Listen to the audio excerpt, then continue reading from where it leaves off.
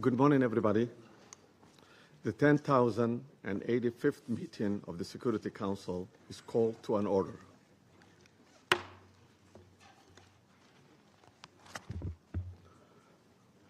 As this is the first formal meeting of the Security Council this year, I should like to extend my warm wishes on the new year to all members of the Security Council, the United Nations, and the Secretariat.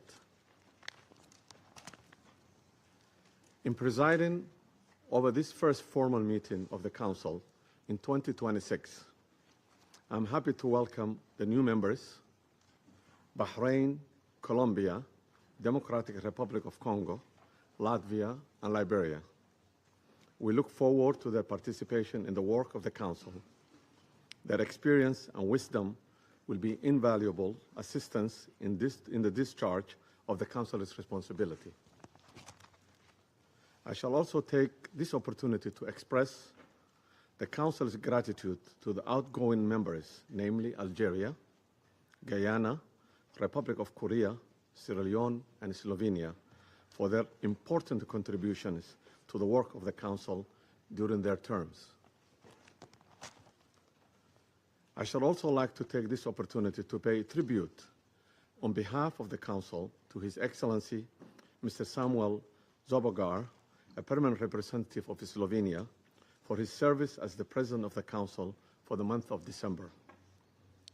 I'm sure I speak for all members of the Council in expressing deep appreciation to Ambassador Zobogar and his team for this great diplomatic skill with which they conducted the Council's business last month. The provisional agenda of this meeting is the threat to international peace and security. The agenda is adopted.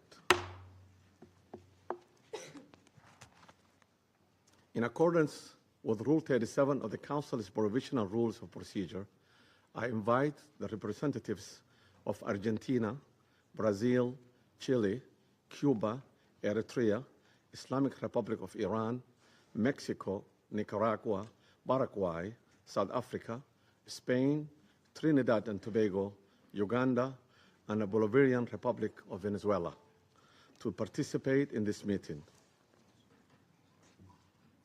It's so decided.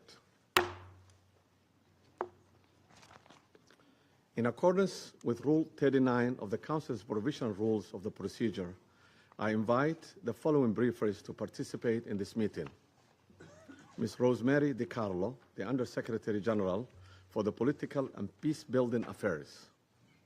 Mr. Jeffrey Sachs, President of UN Sustainable Development Solutions Network and Director of Center for Sustainable Development at Columbia University, and Ms. Mercedes de Freitas, Founder and Executive Director of Transparencia Venezuela. It's so decided. Security Council will now begin its consideration for item 2 of the agenda. I now give the floor to Ms. Rosemary DiCarlo. Thank you, Mr. President. Today, I'm going to deliver a statement from Secretary General Antonio Guterres, who was not able to be here this morning.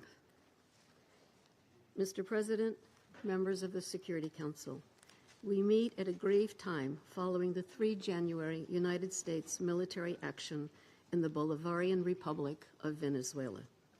The broad outlines of the events of Saturday have been widely reported. Early that day, U.S. forces were active across Caracas and in the northern states of Miranda, Aragua, and La Guaira. The extent of casualties resulting from these actions remains undetermined. In a statement on social media on Saturday, President Donald Trump announced the conduct of a, I quote, large-scale strike against Venezuela and its leader, President Nicolas Maduro, end quote.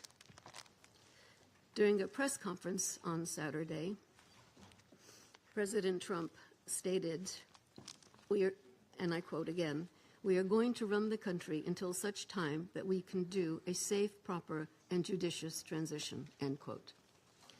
The government of Venezuela has characterized the United States' action as a military aggression carried out in civilian and military areas and as a flagrant violation of the Charter, posing a threat to international and regional peace and security.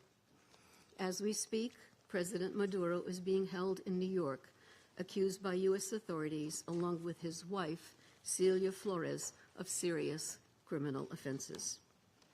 What is less certain is the immediate future of Venezuela. I am deeply concerned about the possible intensification of instability in the country, the potential impact on the region, and the precedent it may set for how relations between and among states are conducted. Mr. President, the situation in Venezuela has been a matter of regional and international concern for many years now. Attention on the country only grew following the contested presidential elections in July 2024. The panel of electoral experts I appointed at the Venezuelan government's request to accompany the elections highlighted serious issues.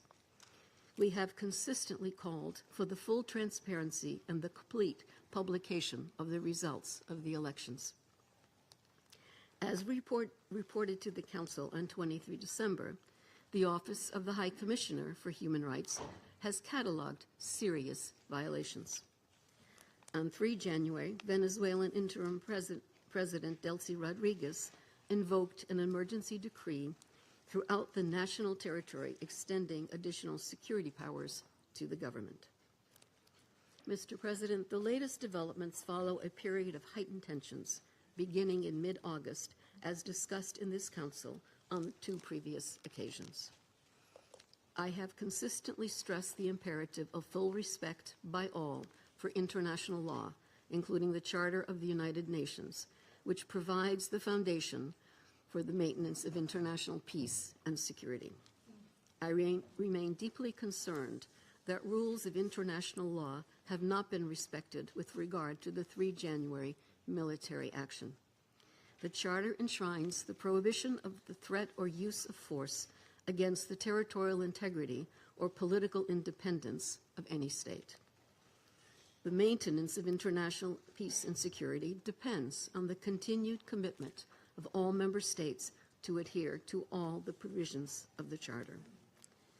Mr. President, Venezuela has experienced decades of internal instability and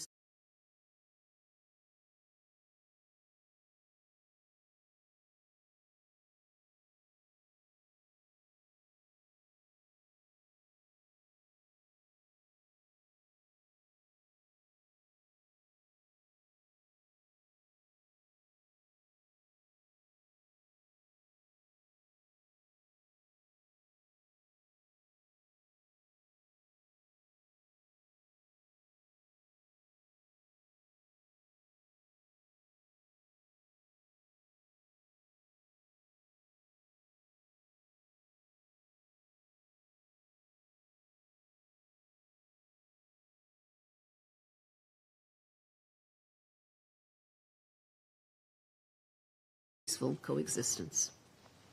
I welcome and am ready to support all efforts aimed at assisting Venezuelans in finding a peaceful way forward. Mr. President, Excellencies, in situations as confused as complex as the one we now face, it is important to stick to principles. Respect for the UN Charter and all other applicable legal frameworks to safeguard peace and security. Respect for the principles of sovereignty, political independence, and territorial integrity of states. The prohibition of the threat or use of force. The power of the law must prevail. International law contains tools to address issues such as illicit traffic in narcotics, disputes about resources, and human rights concerns. This is the route we need to take. Thank you, Mr. President. I thank Ms. DiCarlo for her briefings. I now give the floor to Mr. Jeffrey Sachs. Mr. President, distinguished members of the Security Council, the issue before the Council today is not the character of the government of Venezuela. The issue is whether any member state, by force, coercion, or economic strangulation, has the right to determine Venezuela's political future or to exercise control over its affairs. This question goes directly to Article 2, Section 4 of the United Nations Charter, which prohibits the threat or use of force against the territorial integrity or political independence of any state. The Council must decide whether that prohibition is to be upheld or abandoned. Abandoning it would carry consequences of the gravest kind. Let me offer some background. Since 1947, the United States foreign policy has repeatedly employed force, covert action, and political manipulation to bring about regime change in other countries. This is a matter of carefully documented historical record. In her book, Covert Regime Change, political scientist Lindsay O'Rourke documents 70 attempted U.S. regime change operations between 1947 and 1989 alone. These practices did not end with the Cold War. Since 1989, major United States regime change operations undertaken without authorization by the Security Council have included, among the most consequential, Iraq 2003, Libya 2011, Syria beginning in 2011, Honduras 2009, Ukraine 2014, and Venezuela from 2002 onward. The methods employed are well established and well documented. They include open warfare, covert intelligence operations, instigation of unrest, support for armed groups, manipulation of mass and social media, bribery of military and civilian officials, targeted assassinations, false flag operations, and economic warfare. These measures are illegal under the UN Charter, and they typically result in ongoing violence, lethal conflict, political instability, and deep suffering of the civilian population. The recent U.S. record with respect to Venezuela is also clear. In April 2002, the U.S. knew of and approved an attempted coup against the government. In the 2010s, the United States funded civil society groups actively engaged in anti-government protests. When the government cracked down on the protests, the U.S. followed with a series of sanctions. In 2015, President Barack Obama declared Venezuela to be, and I quote, an unusual and extraordinary threat to the national security and foreign policy of the United States. In 2017, at a dinner with Latin American leaders on the margin of the UN General Assembly, President Trump openly discussed the option of the U.S. invading Venezuela to overthrow the government. During 2017 to 2020, the United States imposed sweeping sanctions on the state oil company PDVSA. Oil production fell by 75% from 2016 to 2020, and the real GDP per capita declined by 62%. The UN General Assembly has repeatedly voted overwhelmingly against such unilateral coercive measures. Under international law, only the Security Council has the authority to impose such measures. On the 23rd of January 2019, the United States unilaterally recognized Mr. Juan Guaido as interim president, and a few days later froze approximately $7 billion of Venezuelan sovereign assets held abroad and gave the designated authority over certain of these assets. These actions form part of a continuous U.S. regime change effort spanning more than 2 decades. In the past year, the United States has carried out bombing operations in 7 countries, none of which were authorized by the UN Security Council, and none of which were undertaken in lawful self-defense under the Charter. The targeted countries include Iran, Iraq, Nigeria, Somalia, Syria, Yemen, and now Venezuela. In the past month, President Trump has issued direct threats against 6 UN member states, including Colombia, Denmark, Iran, Mexico, Nigeria, and of course, Venezuela. Members of the Council are not called upon to judge Nicolas Maduro. They are not called upon to assess whether the recent U.S. attack and ongoing naval quarantine results in freedom or in subjugation. Members of the Council are called upon to defend international law, and specifically the UN Charter. The realist school of international relations, articulated most brilliantly by John Mearsheimer, accurately describes the condition of international anarchy as the tragedy of great power politics. Realism is therefore a description, not a solution for peace. Its own conclusion is that anarchy leads to tragedy. In the aftermath of World War I, the League of Nations was created to end the tragedy through the application of international law. Yet the world's leading nations failed to defend international law in the 1930s, leading to renewed global war. The United Nations emerged from that catastrophe as humanity's second great effort to place international law above international anarchy. In the words of the Charter, the UN was created, quote, to save succeeding generations from the scourge of war, which twice in our lifetime has brought untold sorrow to mankind. Given that we are in the nuclear age, failure cannot be repeated. Humanity would perish. There would be no third chance. To fulfill its responsibilities under the Charter, the Security Council should immediately affirm the following actions. The United States shall immediately cease and desist from all explicit and implicit threats or use of force against Venezuela. The United States shall terminate its naval quarantine and all related coercive military measures undertaken in the absence of authorization by the UN Security Council. The United States shall immediately withdraw its military forces from within and along the perimeter of Venezuela, including intelligence, naval, air, and other forward deployed assets positioned for coercive purposes. Venezuela shall adhere to the UN Charter and to the human rights protected in the Universal Declaration of Human Rights. The Secretary General, I recommend, should immediately appoint a special envoy mandated to engage relevant Venezuelan and international stakeholders and to report back to the Security Council within 14 days with recommendations consistent with the Charter, and the Security Council should remain urgently seized of this matter. All member states should refrain from unilateral threats, coercive measures, or armed actions undertaken outside the authority of the UN Security Council. In closing, Mr. President and distinguished members of the Council, peace and the survival of humanity depend on whether the United Nations Charter remains a living instrument of international law or is allowed to wither into irrelevance. That is the choice before this Council today. Thank you very much. I thank Mr. Sachs for his briefings. I now give the floor to Ms. Mercedes de Fratea.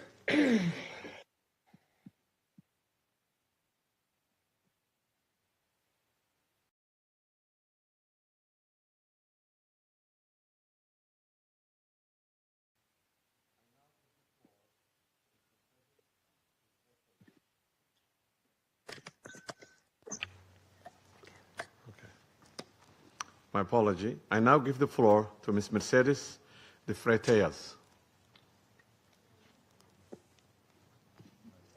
Good morning. I speak in Spanish. Please give the translation. Buenos días, embajadores. Good morning, ambassadors, representatives of states and governments. Thank you very much for giving me this opportunity to speak. Sí, no me escuchan. Can you hear me? Aló, aló. Can you hear me?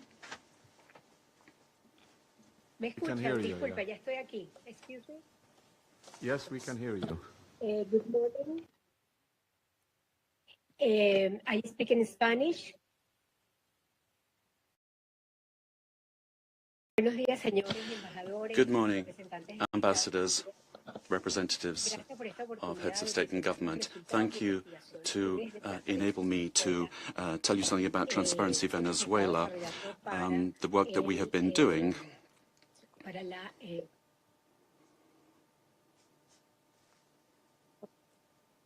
okay. He organizado we have organized la información que voy a presentar I've en 5 puntos. I've organize some information I'm going to put forward to you in 5 points.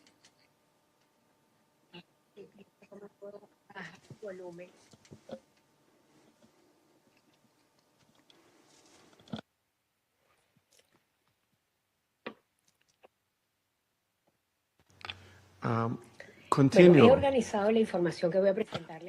I've arranged the information I'm going to give to you in around 5 points. Let me make the most of my time. First of all, one, the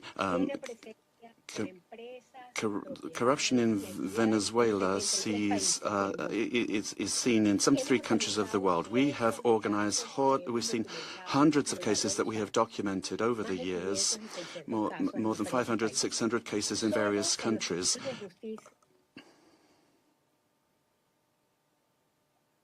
Continue, we can hear you. Go ahead, continue.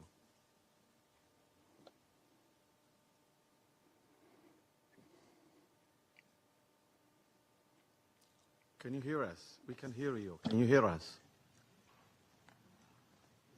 Solo en los sistemas de justicia de 30 países. We looked at the justice systems of 30 countries, and 172 cases were dealt with for corruption, and more than $72 trillion were involved.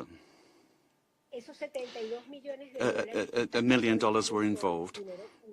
This was public Venezuelan money. Nicolas Maduro and his family. The interpreter cannot hear the speaker.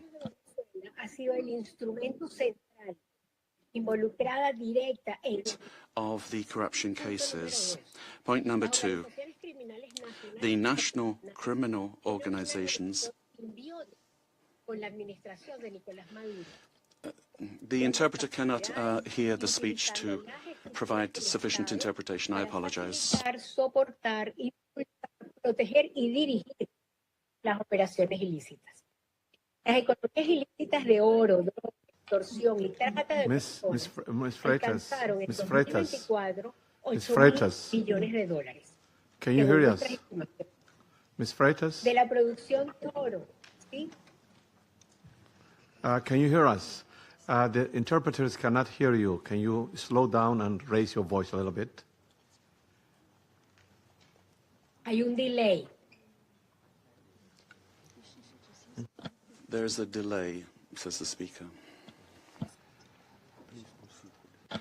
The problem the interpreter is having is with the quality of the sound, which is insufficient for interpretation. It's not the speed. Sí, la oigo con delay. I'm hearing you, but with a delay, says the speaker. I can hear you, though. Okay. Please proceed now.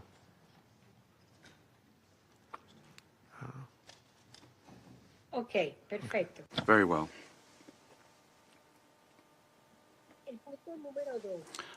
Point 2. National and international criminal organizations have a symbiotic relationship with the regime of Nicolas Maduro, sharing capacity, using the state structures to facilitate their work and to protect illicit operations in gold, for example, drugs, extortion, and human trafficking. And according to our estimates, this accounts for about $8 billion. Gold, for example, only 20% is reported to the National Treasury. The rest goes to private accounts where there are members and allies with the government. This mining industry has exploited so many people using national parks and also the Amazon area.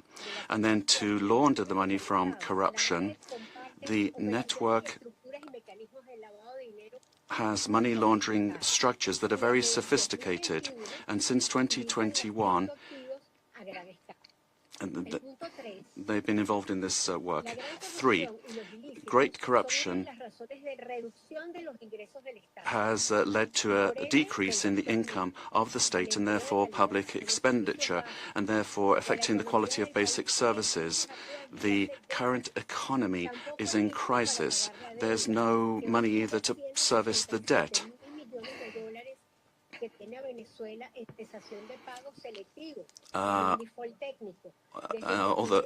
Venezuela has been in technical default since 2017.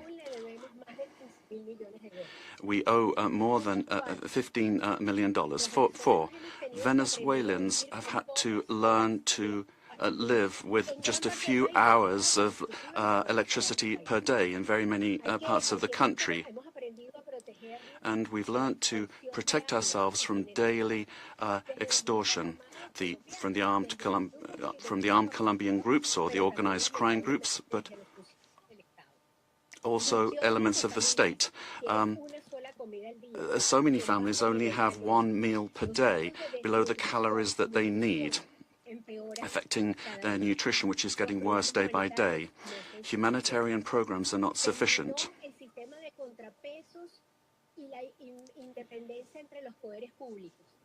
And then 5, there's no checks and balances between government departments. The government has captured all institutions, beginning with the justice institutions and also the oil company responsible for the majority of income for the country. In order to maintain control and the impunity of these illicit operations, a repressive system that's getting worse and worse is being applied.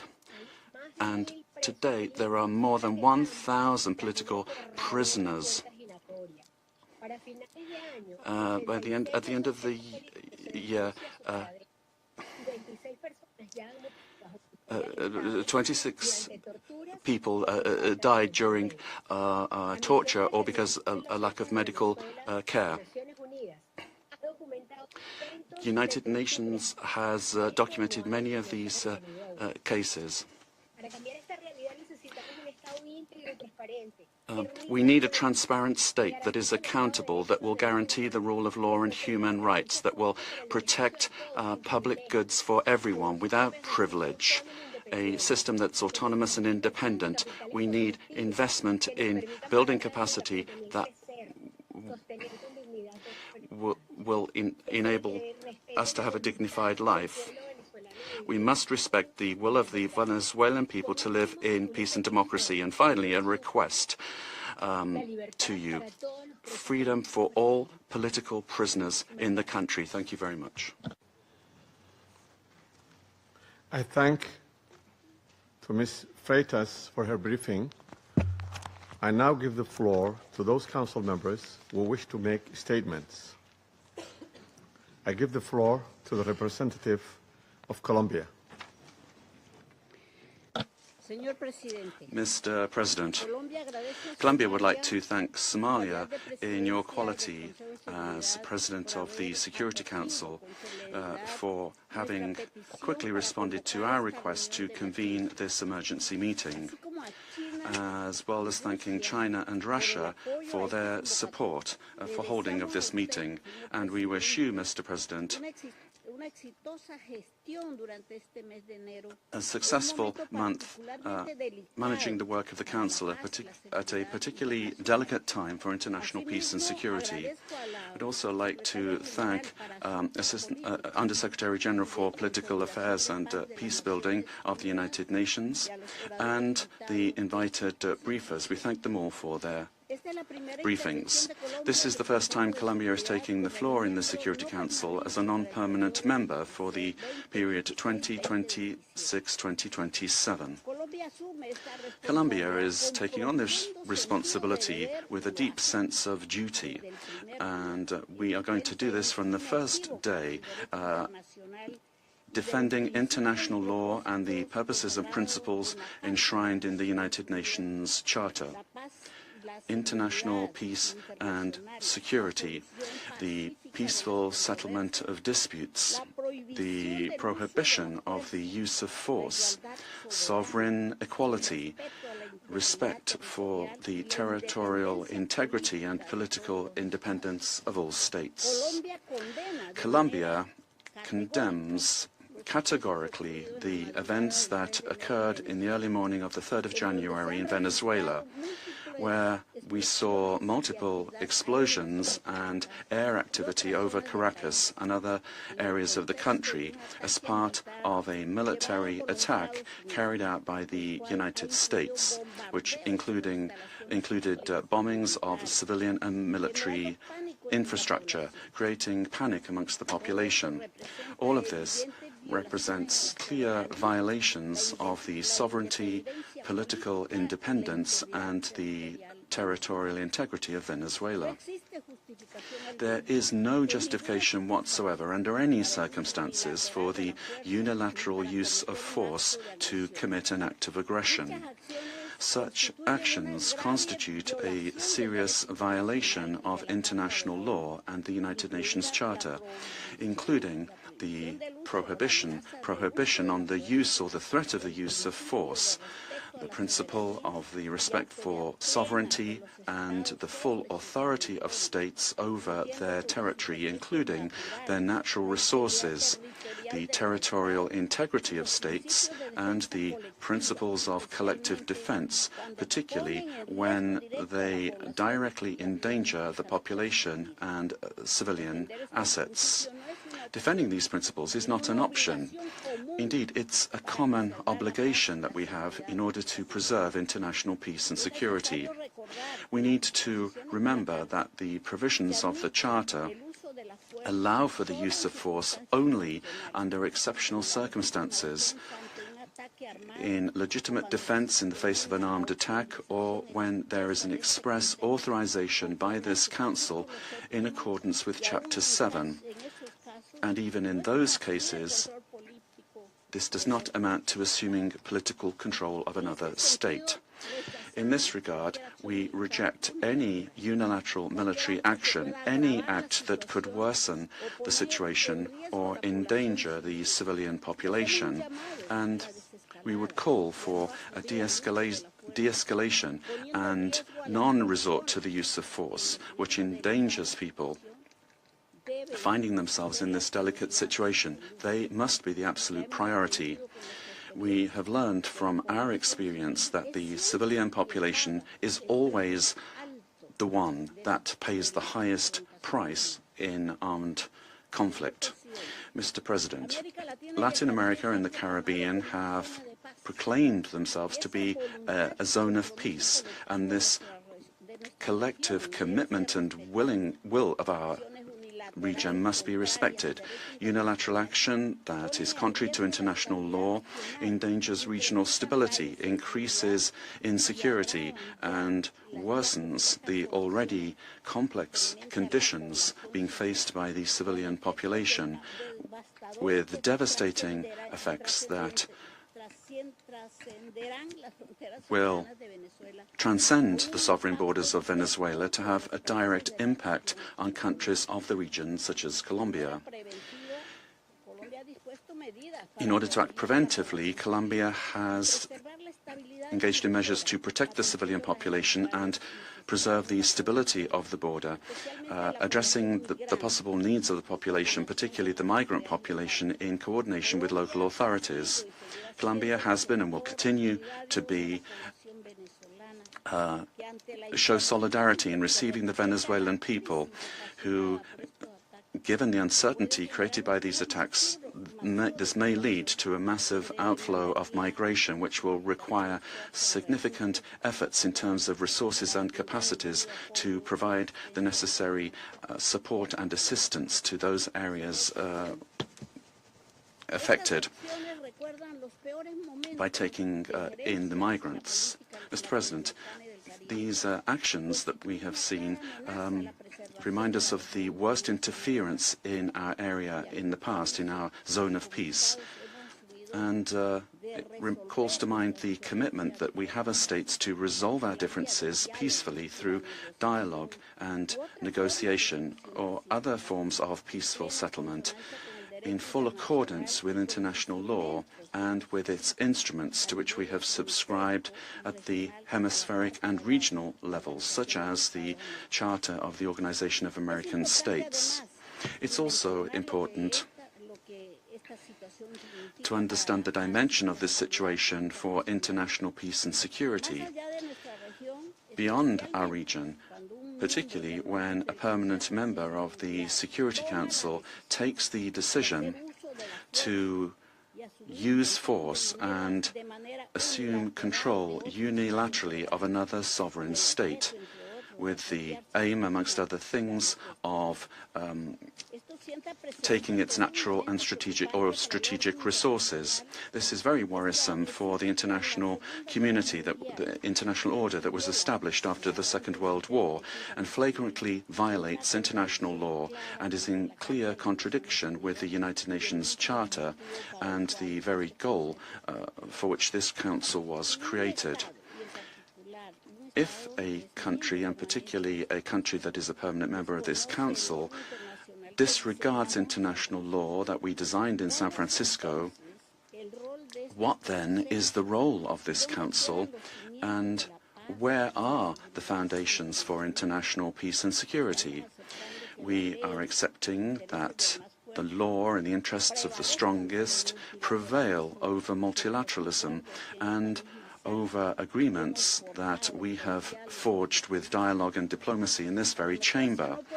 Democracy cannot be promoted or defended through violence or coercion, and it cannot be superseded either by economic interests. Democracy can only be built and sustained through respect for the will of peoples, the reaffirmation of the rule of law, through political dialogue and peaceful and inclusive processes. Venezuela deserves to live in peace, in democracy, prosperity and dignity, with a government that is defined in sovereignty by no one else than the Venezuelan people and their institutions. This is why Colombia has reiterated its call to open up paths for democracy in Venezuela through specific popular decisions being taken. The importance of preserving peace, respect for international law and the protection of life and human rights must prevail over anything else. Colombia reaffirms its conviction that working tirelessly under these principles in our new role as a non-permanent member of the Security Council is what we plan to do, and we make ourselves available, our good offices available for a diplomatic way out of the current crisis in this brotherly country. We will meet our responsibility, primary responsibility, to maintain international peace and security. And given the seriousness of the events, we will continue to pay attention to this issue. And we'd also like to thank the Secretary-General of the United Nations for providing his good offices to defend the purposes and principles of the United Nations Charter, to activate channels for mediation available to him and facilitate dialogue with the parties concerned, looking in the search for alternatives that will make it possible to find a way out of the situation led by Venezuelans themselves and provide assistance to Venezuelans that need this. In conclusion, we'd urge the parties to exercise maximum caution and restraint, to de-escalate tensions and to follow dialogue and diplomatic channels and develop mechanisms to avoid continued flagrant violations of international law. This will require the help of the United Nations and of regional organizations. Thank you very much, Mr. President. I thank the representative of Colombia for her statement and now give the floor to the representative of Russian Federation. Mr. President, first and foremost, we wish to congratulate you on your accession to the presidency of the Security Council. And second, we wish to welcome the newly elected members of the Security Council. The beginning of this new year shocked all of those throughout the world who cherish the hope that respect for international law and non-intervention in domestic affairs of other states, as well as a reliance upon diplomacy and seeking of compromise, became key principles in the work of the new U.S. administration. The assault against the leader of Venezuela, compounded by the deaths of dozens of Venezuelan and Cuban citizens, in the eyes of many, has become a harbinger of a turn back to the era of lawlessness and U.S. domination by force, chaos, and lawlessness, which continues to afflict dozens of states in various regions of the world. There is no and can be no justification for the crimes cynically perpetrated by the United States in Caracas. We firmly condemn the U.S. act of armed aggression against Venezuela in breach of all international legal norms. In connection with the confirmed reports about the presence of the abducted president of Venezuela, Nicolas Maduro, and his spouse in the United States, today, as we are aware, they are in New York, we call upon, corrects the Speaker, the U.S. leadership to immediately release the legitimately elected president of an independent state and his spouse. A problem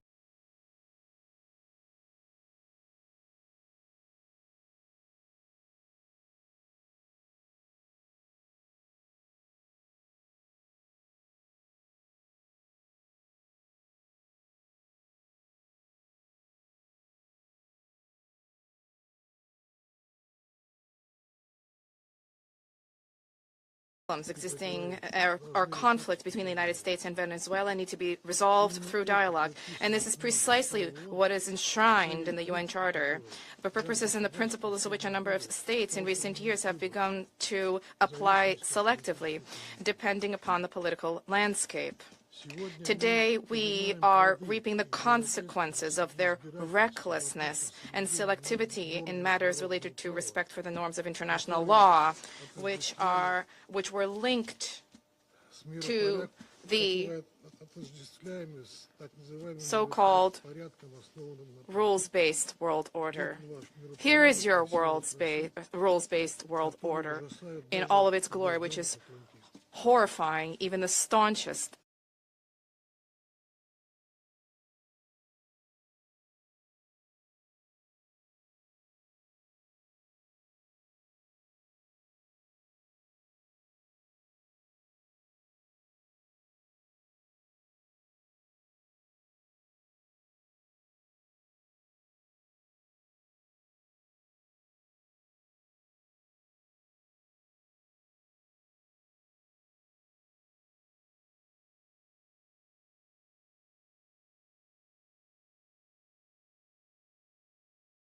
with which Washington did not even attempt to conceal the true aims of its criminal operation, namely the establishment of unbridled control over Venezuela's natural resources and the assertion of their hegemonical ambitions in Latin America.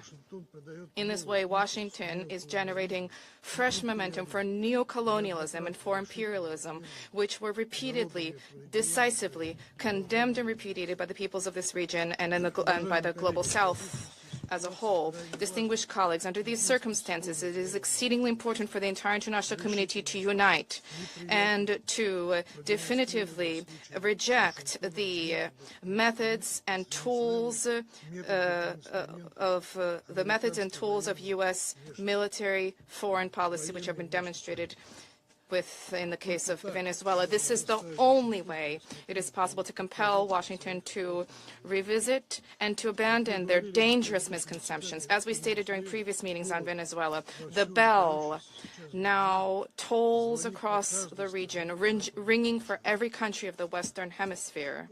The bell is ringing for all UN member states and for the future of the organization itself.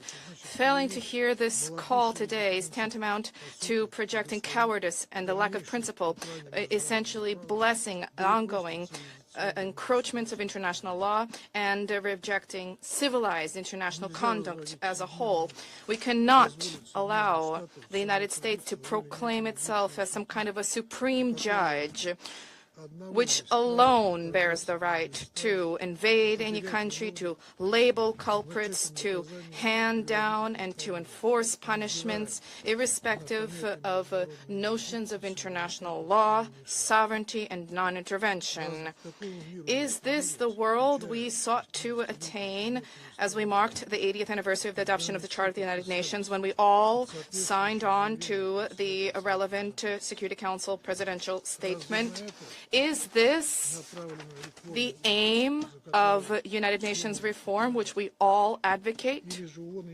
Or has the United Nations and Security Council thereof, do they no longer exist? And is there need now to seek from Washington a patent rule, so to speak?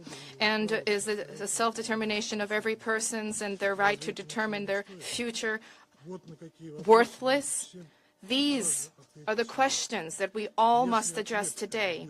And if this response is sincere, if it is principled, then perhaps the U.S. leadership, too, which openly is asserting intention to run another country for the benefit of the United States, they will perhaps glance at their own constitution, their constitution of the United States, which begins with the words, "We the people of the United States," and will begin, in fact, to recognize the sovereignty of other states rather than deposing inconvenient regimes. Thank you.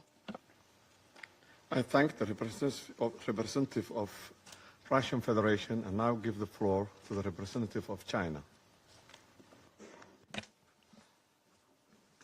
President, China supports the Security Council holding an emergency meeting regarding the United States military strikes on Venezuela. And thanks USG DiCarlo for reading out the briefing of the Secretary General Guterres. I have listened carefully to the statements of the briefers and will welcome to this meeting the permanent representative of Venezuela and representatives of other countries. On January the 3rd, the United States blatantly launched large-scale military strikes against Venezuela, forcibly seized Venezuelan President Nicolas Maduro and his wife, and took them out of the country. It claimed that it will run Venezuela and even didn't rule out launching a second round of military operations on an even larger scale. China is deeply shocked by and strongly condemns the unilateral, illegal, and bullying acts of the U.S.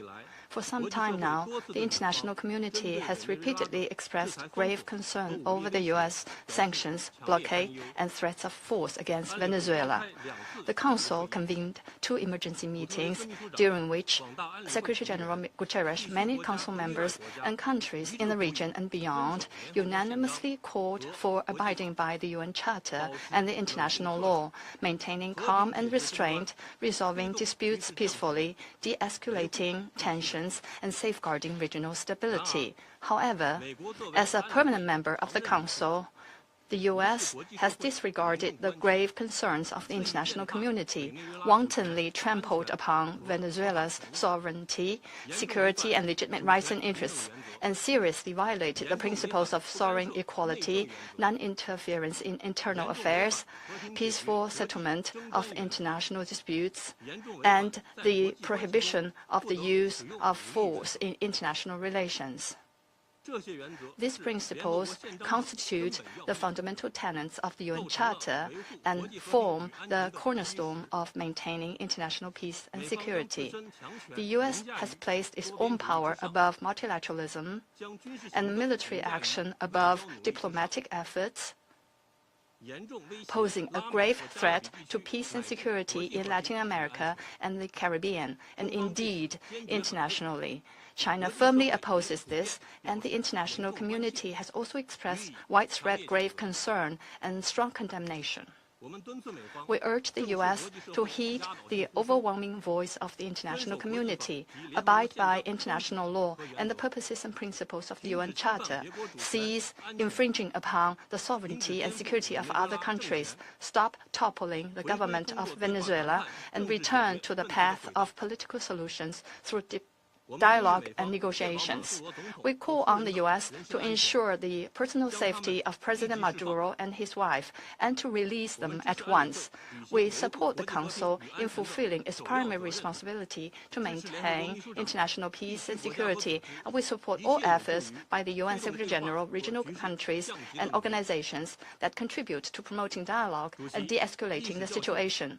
President, the lessons of history are a stark warning. Military means are not the solution to problems, and the indiscriminate use of force will only lead to greater crisis.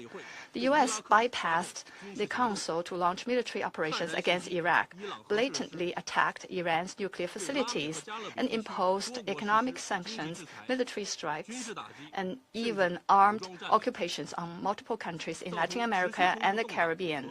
These actions have caused persistent conflict, instability, and immense suffering for the ordinary people. Did these actions bring peace and stability? Did they bring development and prosperity? The international community sees this clearly. Venezuela is an independent sovereign state with every right to defend its sovereignty and national dignity. Countries in Latin America and the Caribbean are important forces in maintaining world peace and stability and promoting global development and prosperity, and they have every right to independently choose their development paths and partners. No country can act as the world's police, nor can any state presume to be the international judge. China firmly supports the government and people of Venezuela in safeguarding their sovereignty, security, and legitimate rights and interests. We firmly support the regional countries in upholding the status of Latin America and the Caribbean as a zone of peace. We demand that the United States change its course, cease its bullying and coercive practices, and develop relations and cooperation with regional countries on the basis of mutual respect, equality, and non-interference in international affairs. China stands ready to work with the regional countries and the international community to strengthen solidarity and cooperation, uphold fairness and justice, and jointly safeguard peace and stability in Latin America and the Caribbean. I thank you, President. I thank the representative of China for the statement and now give the floor to the representative of Liberia. Thank you, Mr. President. I have the honor to deliver this statement on behalf of the A3 members, namely the Democratic Republic of Congo, Somalia, and my own country, Liberia. We thank the Presidency for promptly convening this important meeting. We congratulate Somalia on assuming the presidency of the Security Council this month and warmly welcome all new members.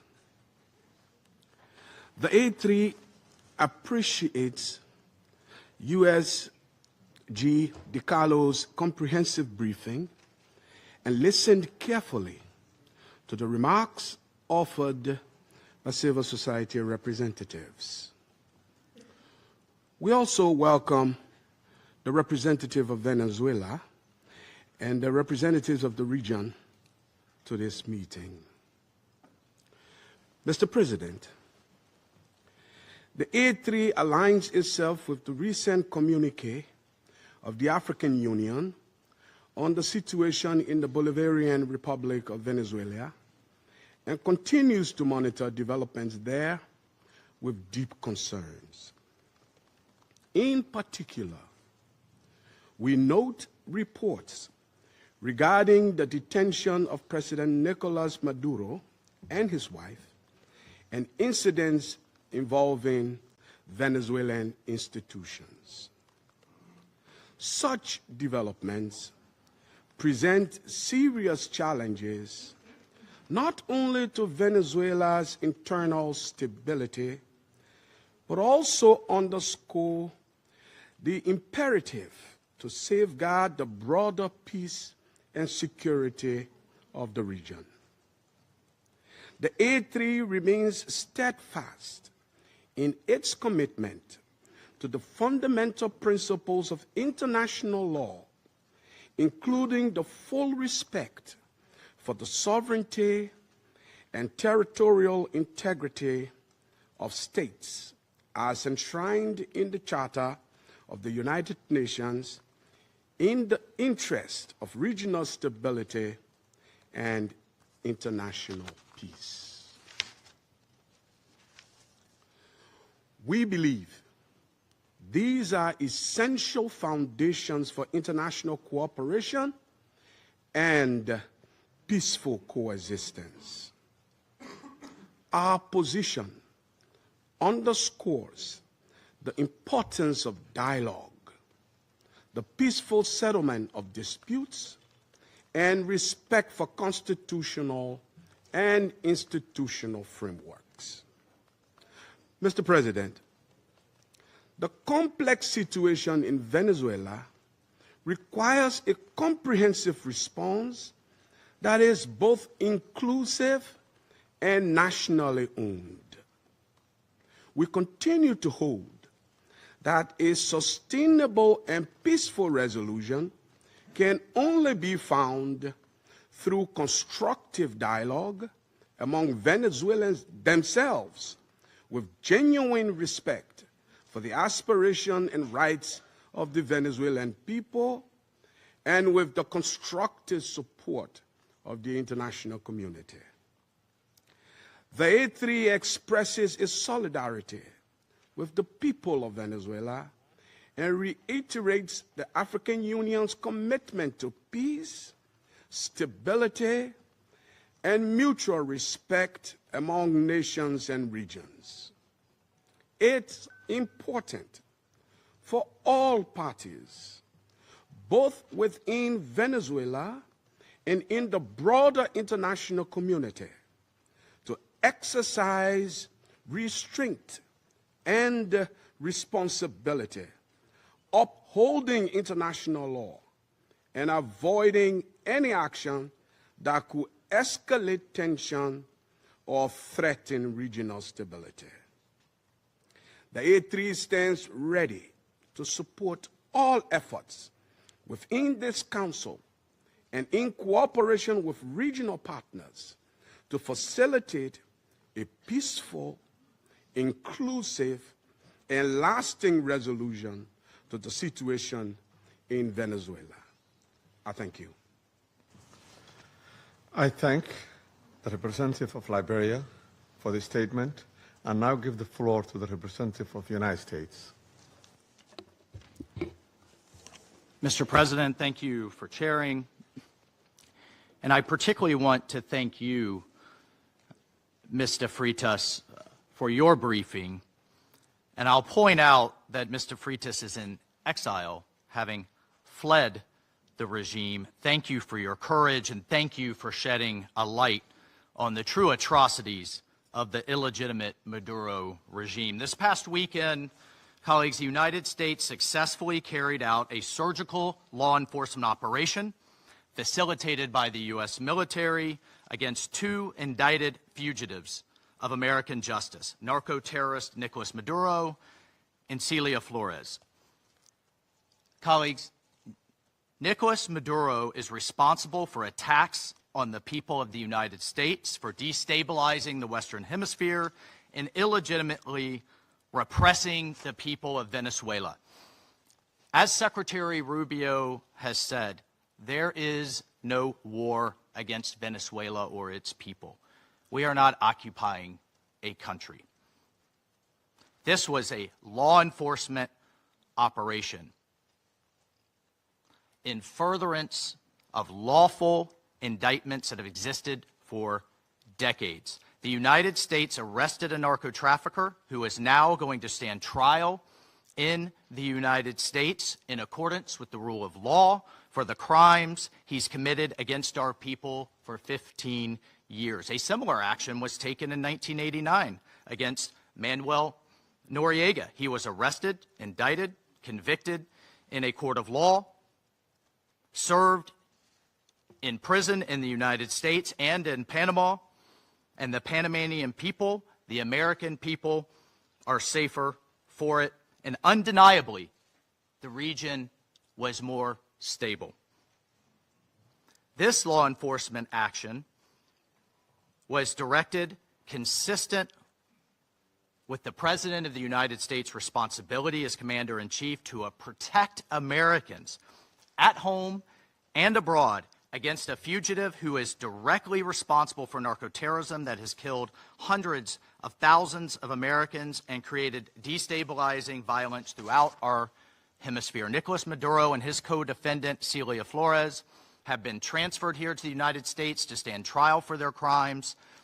Maduro was indicted by a grand jury in the Southern District of New York and faces very serious criminal charges for his involvement in a wide-ranging conspiracy to conduct narcoterrorism, to traffic cocaine and other drugs, and conducting international weapons trafficking. The overwhelming evidence of his crimes will be presented openly in U.S. court proceedings. Colleagues, Maduro is not just an indicted drug trafficker. He was an illegitimate so-called president. He was not a head of state. For years, Maduro and his cronies have manipulated Venezuela's electoral system to maintain their illegitimate grip on power. In fact, just 2 years ago in 2024, a UN panel of experts report found that the election in that year was absolutely and completely a farce and fell well short of the most basic transparency and integrity measures essential to upholding credible elections. If the UN and the United Nations in this body confers legitimacy on an illegitimate narco-terrorist and the same treatment in this charter of a democratically elected president or head of state, what kind of organization is this? We should note that over 50 countries, many nations, including the European Union, including a number of Latin American countries in the region, and of course the United States, again, over 50 countries rejected the legitimacy of Maduro's re-election following the disputed 2024 elections and do not recognize him as Venezuela's legitimately elected president. Maduro unlawfully refused to peacefully cede power after the Venezuelan people voted him out of office in the 2024 election. So therefore, Maduro was a fugitive from justice.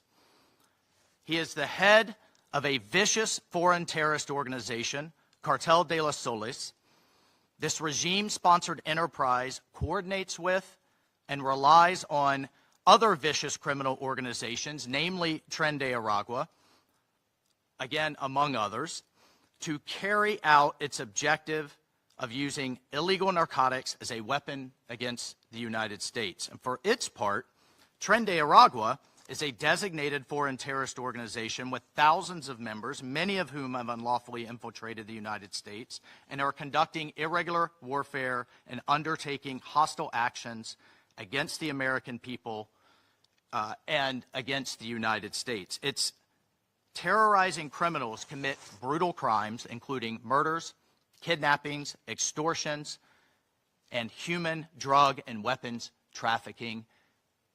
This administration, President Trump, will not stand for it. In fact, in March of 2025, President Trump declared that Tren de Aragua is undertaking, quote, Tren de Aragua is undertaking hostile actions and conducting irregular warfare against the territory of the United States, both directly and at the direction, clandestine or otherwise, of the Maduro regime in Venezuela. Maduro and his cronies have partnered with some of the most violent and prolific drug traffickers and narco-terrorists in the world for decades, facilitating the flood of illegal drugs coming in the United States, estimated to be several hundred tons annually. He has become rich, incredibly wealthy, off the misery of untold numbers of Americans, Venezuelans, and others, aiding and abetting international terrorist organizations like Hezbollah, coordinating with corrupt Iranian officials and other malign actors to influence not only the region, but to malignly influence the United States. In fact, in its own 2025 World Drug Report, the United Nations Office on Drugs and Crime identified Venezuela as a key trafficking route in the Western Hemisphere for illegal drugs, predominantly cocaine, entering the United States and increasingly Europe. As Secretary Rubio stated just yesterday, this is the Western Hemisphere. This is where we live, and we're not going to allow the Western Hemisphere to be used as a base of operation for our nation's adversaries and competitors and rivals of the United States. You can't turn Venezuela into the operating hub for Iran, for Hezbollah, for gangs, for Cuban intelligence agents, and other malign actors that control that country. You cannot continue to have the largest energy reserves in the world under the control of adversaries of the United States, under the control of illegitimate leaders, and not benefiting the people of Venezuela, and stolen by a handful of oligarchs inside of Venezuela. But it doesn't stop there. Numerous UN and international human rights organizations have issued reports documenting serious human rights abuses by the Maduro regime, including reports of extrajudicial killings, political prisoners, torture, and arbitrary and unlawful detentions. In fact, over 8 million Venezuelans have fled the country, destabilizing their neighbors in the region and creating the world's largest refugee crisis. Members of this council, colleagues, the United States wants a better future for Venezuela. We believe a better future for the people of Venezuela and for the people of the region and the world is stabilizing the region and making the neighborhood that we live in a much better and safer place. And this is why millions of Venezuelans that have fled this brutal regime are celebrating and cheering around the world as this body pontificates, including those celebrating are including in my home state of Florida, where hundreds of thousands of Venezuelans have fled this regime's brutality. I want to reiterate, President Trump gave diplomacy a chance. He offered Maduro multiple off-ramps. He tried to de-escalate.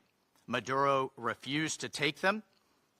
President Trump made it clear that the narco-terrorism must stop, and yet it continued. The United States will not waver in our actions to protect Americans from the scourge of narco-terrorism and seeks peace, liberty, and justice for the great people of Venezuela. I thank you, Mr. President. I thank the representative of the United States and now give the floor to the representative of Panama. Gracias, señor presidente. Thank you, Mr. President. We'd like to extend a warm welcome to the representatives of Bahrain, Colombia, Liberia, Latvia, and the Democratic Republic of Congo, and who have joined the Security Council as elected members and who are joining us today in the chamber. And we congratulate Somalia on assuming the presidency of the Security Council this month. We'd like to thank Under Secretary General for Political Affairs, Rosemary DiCarlo, for her detailed report representing Secretary General Antonio Guterres. She's briefed us on the situation under discussion today. We're also very grateful for the very valuable presentations by Mr. Jeffrey Sachs and Ms. Mercedes de Freitas. In this context, the Republic of Panama would like to refer to the situation that has taken place in the territory of the Bolivarian Republic of Venezuela, which is of concern due to its possible impact on peace and regional stability. However, in the light of the unfortunate reality of the facts that we've seen, we now need to turn our attention constructively towards the future of Venezuela. However, it's important to point out that in terms of a constant principle of our foreign policy, Panama would like to reiterate our unfailing commitment to multilateralism, to the sovereignty of states, and to the unrestricted respect for international law, especially the principles enshrined in the United Nations Charter, including non-intervention, respect for territorial integrity, and the prohibition of the use of force. This is mentioned in Article 2 of the United Nations Charter. These principles are, and they continue to be, the indispensable framework for the peaceful coexistence between nations. Panama also believes it's necessary to highlight that the situation Venezuela is facing is unfolding in an environment marked by the disregard for the will of its people, as well as by a sustained erosion of democratic institutions. In this regard, Panama reiterates that it does not and will not recognize the authoritarian and illegitimate regime that has held Venezuelan men and women hostage, plunged them into one of the gravest political, social, humanitarian, and security crises in our region. Unfortunately, we have witnessed how the situation has gradually deteriorated under the regime, especially over the last year, with increased systemic erosion of democracy, the hollowing out of institutions, and the rise of authoritarian and repressive practices, which have contributed to an unfortunate outcome and therefore cannot be ignored by the international community. In particular, it is essential to call for the unconditional release of persons detained for political reasons. Many of them have been deprived of their liberty merely for raising their voices in a context in which dissent is not tolerated. From this moment on, we must demand that all political prisoners that the regime continues to hold hostage, Venezuelans and foreigners alike, be released without delay. Their physical well-being and safety must be guaranteed. Likewise, freedom of expression and the unequivocal respect for human rights must be immediately ensured. In this context, Panama underscores that its position does not stem solely from a principled democratic solidarity, but also from direct impact. A Panamanian citizen, Mr. Olmedo Núñez, remains arbitrarily detained in Venezuela without formal charges, without due process, without full access to a defense, and without effective consular guarantees. Added to this is the human impact of a multidimensional crisis that has forced around 9 million Venezuelans, men and women, to leave their homes, compelled to live in displacement and vulnerability as a consequence of the institutional and social collapse generated by the regime. A crisis that has had significant regional repercussions, reflected both in the irregular migration flows from south to north of a significant number of Venezuelan nationals, as well as reverse migration movements, including also a lot of Venezuelans, the effects of which are felt particularly in countries of transit and destination that this affects, including Panama. And this has decisively contributed to illegal migration. In the face of this reality, Panama issues a clear and firm call for Venezuela's short-term future to be fully democratic. Power emanates from the people, and as stated by His Excellency, the President of the Republic of Panama, José Raúl Molino, the people, the true sovereign, have already spoken at the polls, granting an indisputable victory with 70% of the votes on July 28, 2024, to the opposition candidate, Mr. Edmundo González Urrutia, as well as to Maria Corina Machado, who was prevented by the regime from running despite having won the primary with 93% of the votes on October 22, 2023.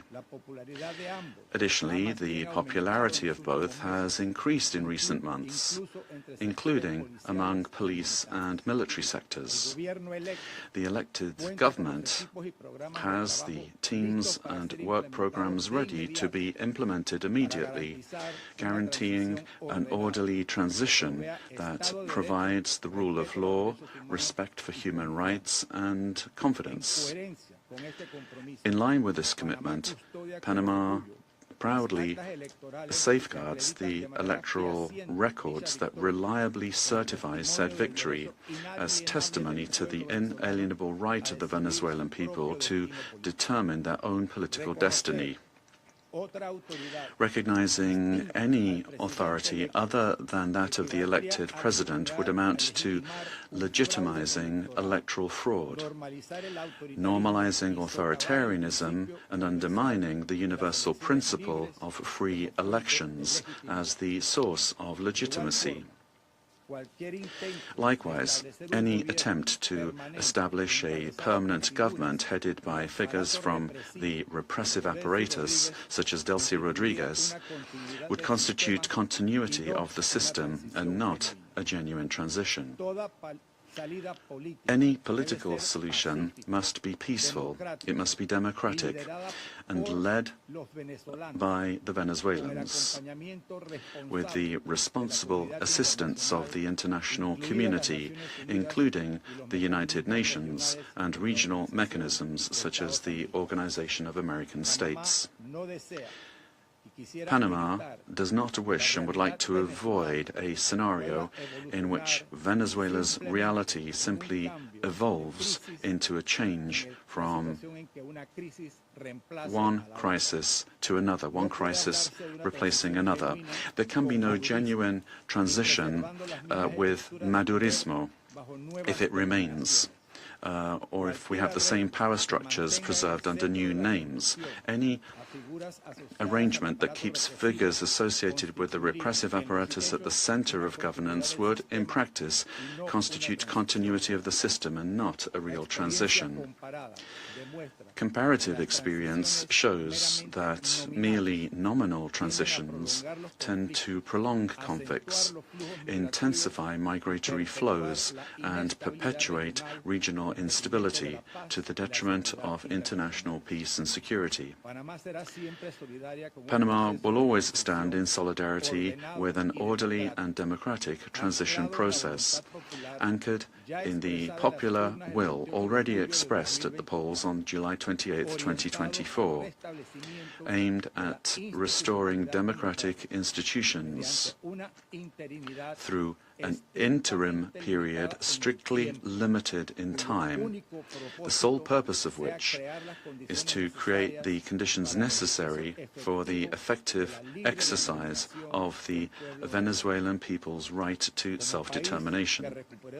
As a country that recovered its democracy and sovereignty, Panama can state clearly that there can be no peace without legitimacy, nor legitimacy without democracy, and that every democracy is ultimately based on respect for the popular will.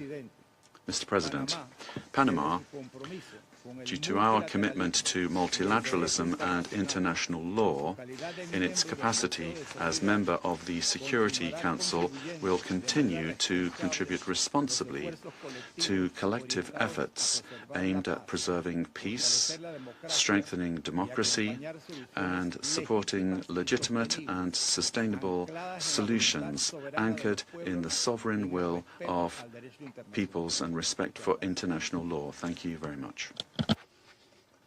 I thank the representative of Panama for the statement and now give the floor to the representative of Latvia.